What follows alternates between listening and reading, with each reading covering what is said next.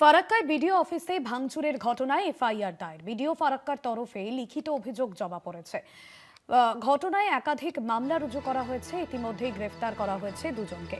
সত্যসুন্দর ভট্টাচার্য রয়েছেন ফোন লাইনে। সত্যসুন্দর, ফারাক্কায় বিডিও অফিসে ভাঙচুরের দায়ে এফআইআর দায়ের করা হয়েছে, লিখিতভাবে অভিযোগও জানানো হয়েছে, কি জানা যাচ্ছে? দেখো, ফারাক্কার বিডিও অফিসে শুনানি কেন্দ্র ছিল এবং সেই শুনানি কেন্দ্রে ভাঙচুরের ঘটনায় ইতিমধ্যেই সংশ্লিষ্ট যিনি বিডিও ছিলেন তিনি এফআইআর করেছেন, লিখিত অভিযোগ দায়ের করেছেন, এমনটাই কিন্তু জানা যাচ্ছে। সেক্ষেত্রে ইতিমধ্যেই মুখ্য নির্বাচনী আধিকারিকের দপ্তরের তরফে সংশ্লিষ্ট জেলা শাসকের কাছ থেকে রিপোর্ট চেয়ে পাঠানো হয়েছে বলে কমিশন সূত্রে জানা যাচ্ছে। এবং যে ভাঙচুরের ঘটনা ঘটেছিল তাতে যে কেস রেজিস্টার হয়েছে তাতে বিভিন্ন ধারায় মামলা রুজু হয়েছে এবং ইতিমধ্যেই এই ঘটনায় দুজন গ্রেপ্তার হয়েছে বলে জানা যাচ্ছে।